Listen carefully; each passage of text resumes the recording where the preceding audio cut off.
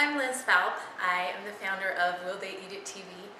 And if you're watching this video, it's because you've probably, found some reason that you want to improve your health in your life. And so most people watch a documentary or something that kind of changes their awareness about things, maybe just makes them realize they're addicted to sugar in a bigger way than they realized, or that everything they eat is made of corn or whatever.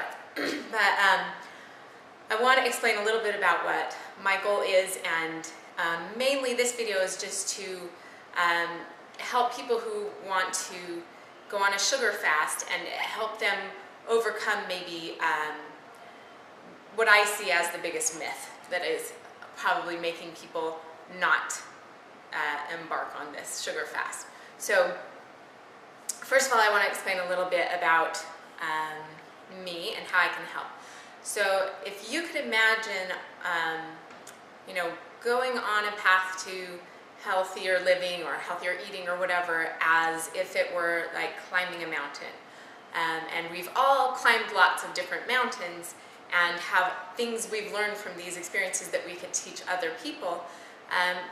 This is one that I've climbed that I feel like I have some ideas and things I could share with other people. And maybe you have climbed this mountain before. And maybe you found a different way up than I did. And you probably have things you could teach me too. But I want to tell you the things I've learned and see if they could help you. So just like, with any journey up a mountain, if we were to go up, if I turned the camera around, you'd see this little sort of hill mountain that I live on. To go up this one wouldn't take a whole lot of planning or preparation, really just going. You could probably just find a way up and get up there pretty easily because it's small. And if you tried that same approach climbing Everest, you would, at worst, you would die. At best, you would just not make it to the top and come back down. So I think that these are kind of the two extremes of anything we set out to do.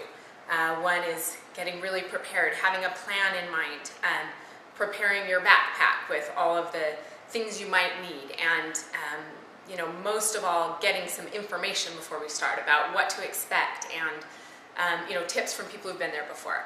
The other end of the spectrum is just having the willpower to just get to the top no matter what. And I think both of these are really helpful, and especially when they're balanced right.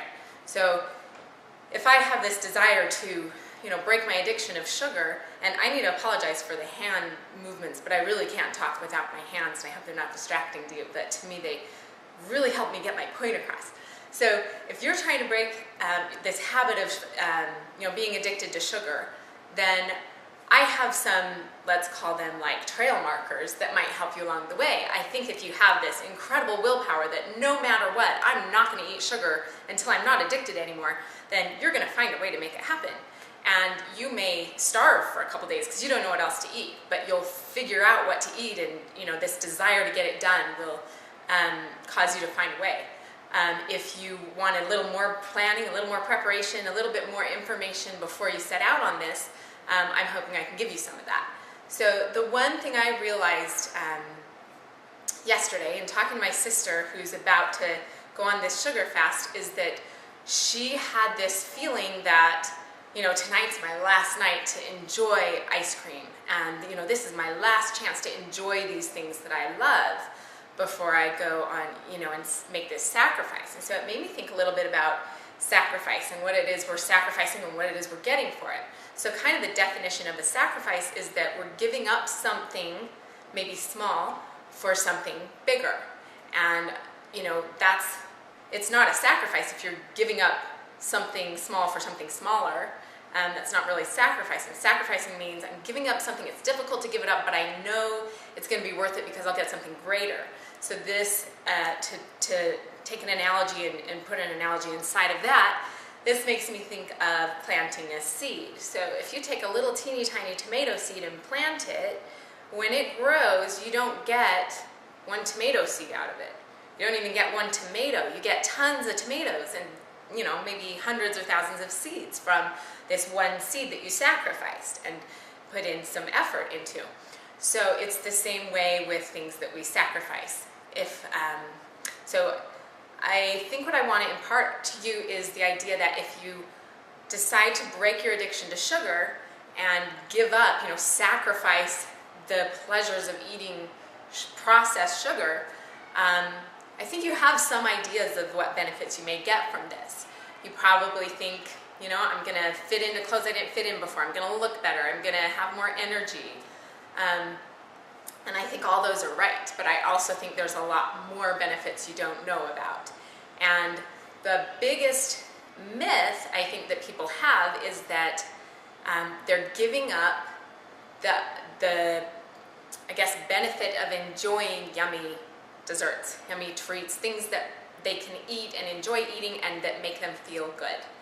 And I think this is really a common myth. I think, most people believe this, that in order to give up sugar, I have to give up the enjoyment I get from eating ice cream or donuts or whatever it is that I love. But having been up this mountain before, I can tell you, when I have not eaten sugar for long periods of time, it does something in my taste buds, it does something in my body where I actually enjoy food, all food, more than I enjoyed it before. So I have this shake on my website that's it's a peanut butter chocolate banana shake, and it can be even healthier if you make it with almonds, raw almonds, and some almond milk, and some cacao nibs or cacao powder, and some frozen fresh bananas. Sorry, fresh and frozen, that doesn't make sense. Some frozen ripe bananas. And if you blend all that up and drink it, it tastes like Reese's. Like my favorite treat is like a Reese's peanut butter cup, or Reese's, ice cream with little Reese's peanut butter cups in it. So this shake is that same thing to me, yet when I drink it, I don't crave more and more of it until, when I eat something like a candy bar or something like that, I don't have something, tell me, okay, that was all I needed. My body doesn't say that was all I needed, you can stop now. It says, must have more, must have more. I kind of turn into this, like an animal, just responding to the stimulus and just, craving more and more and more of it until I feel sick. And that's kind of what would, stop me if I don't, just kind of impose some limit on myself. Where when you're eating what your body actually needs and things that are good for your body, even if it is this shake that tastes, like Reese's, really yummy, when I drink that, I feel satisfied, and I don't feel like I need more and more and more of it, but I actually enjoy the experience of it after I've finished it without this need to have more. So the myth that I'm really trying to get across to you that is a myth is that you won't enjoy food anymore, at least not to the degree you are now. I really want you to believe you will enjoy it more. You will enjoy, everyday foods that right now taste like, it's just an apple. It's going to taste really crisp and really sweet and really juicy, and you'll things will just taste different to you, and you'll get more enjoyment out of food in general, and you won't be missing out. I guess that's what I want to get across, is you're not going to be missing out on that. And you have to have some faith and trust that, and it's going to take a few weeks to get to that point, but it's very, very worth it. And another analogy I have to explain, because I love analogies, is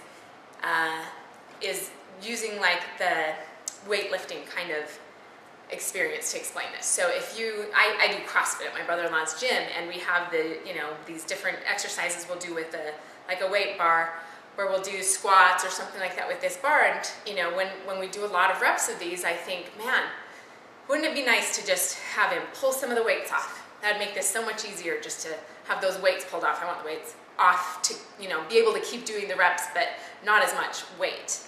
Where really what I should be asking for is, wouldn't that be great if I had the strength to push this up easily? So that's the same thing as, rather than, oh, I wish I could just eat ice cream and look good and feel good, instead of that, say, I wish stuff that's good for my body, that my body needs, tasted good to me. I wish I enjoyed that. I wish I wish my body was strong enough and healthy enough that those foods would be satisfying to me, because that is the truth that we're after, and I think you'll find that to be true. So I hope this was helpful to you. I know that was a whole bunch of words to explain a tiny little concept, but that's how I work. So thank you for listening, and we'll see you later.